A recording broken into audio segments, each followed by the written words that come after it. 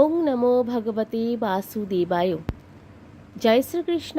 চলে আসলাম আমাদের সনাতনী ধর্মকথা ইউটিউব চ্যানেলের পক্ষ থেকে সকলকে অনেক স্বাগতম জানিয়ে একটা নতুন ভিডিও নিয়ে। তো আমাদের এই চ্যানেলের পক্ষ থেকে আজ এই প্রথম একটি ভিডিও আপলোড করা হবে। তো এই ভিডিওগুলি আশা করছি আপনাদের কোনো উপকারে লাগলেও লাগতে পারে, এবং আমাদের সনাতনী ধর্মকথা ইউটিউব চ্যানেলের পক্ষ থেকে ভিডিওগুলো কিন্তু হয়ে থাকবে সনাতনী ধর্মকে কেন্দ্র করে, কোনো বিশেষ তিথিকে কেন্দ্র করে, কোনো বিশেষ পুজোকে কেন্দ্র করে। এবং সবচেয়ে বড় কথা যেটা হতে চলেছে, এইখানে এই সনাতনী ধর্ম ইউটিউব চ্যানেলের পক্ষ থেকে কিন্তু ভিডিওগুলো সবসময় হয়ে থাকবে শ্রীকৃষ্ণের অমৃতবাণীকে কেন্দ্র করে।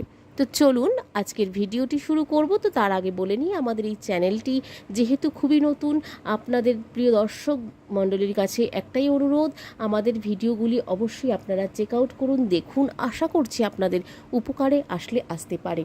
চলুন, আজকের ভিডিওর বিষয়বস্তুটি কিন্তু আমরা ন্যাড়াপোড়াকে কেন্দ্র করে করতে চলেছি। এবং আজকের ভিডিওর বিষয়বস্তুটি কী রয়েছে, আজ ন্যাড়াপোড়া রোগমুক্তি অশুভ বিনাশের দিন। এই দিন আগুনে কোন কাঠ ভুলেও পোড়াবেন না, সেটি কি জানেন? তো চলুন একবার জেনে নিই। বসন্তে কিন্তু মেতে উঠেছে প্রকৃতি, ফাগুনের আমেজে কিন্তু মেতেছে এই দোল পূর্ণিমার আমেজ। তার সাথে সাথে এই দোল না হোলির আগের দিন ন্যাড়াপোড়া করা হয়ে থাকে, সেটি কি জানেন? হোলিকা দহন উৎসবটি পালন করা হয় কেন বা কোন দিন পালন করা হয়ে থাকে, সেটিও কিছুটি জানবো এই ভিডিওর মাধ্যমে।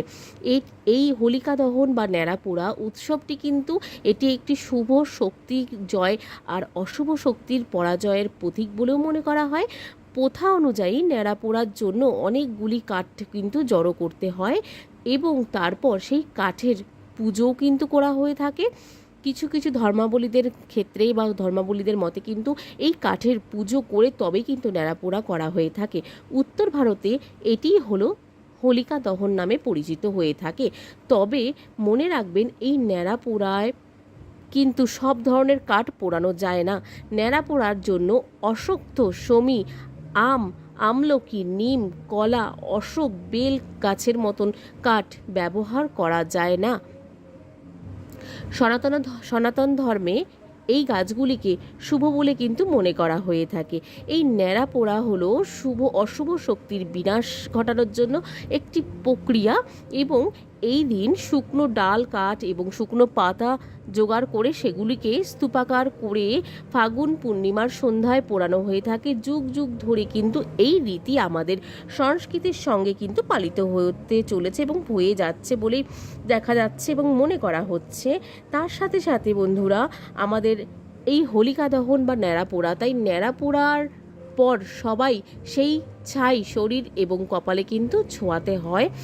বিশ্বাস করা হয়ে থাকে যে এতে অশুভ শক্তির ছায়া জীবনের ওপর পড়তে দেয় না। এই ন্যাড়াপোড়াটি হলো একটি শুভ এবং পবিত্র উৎসব।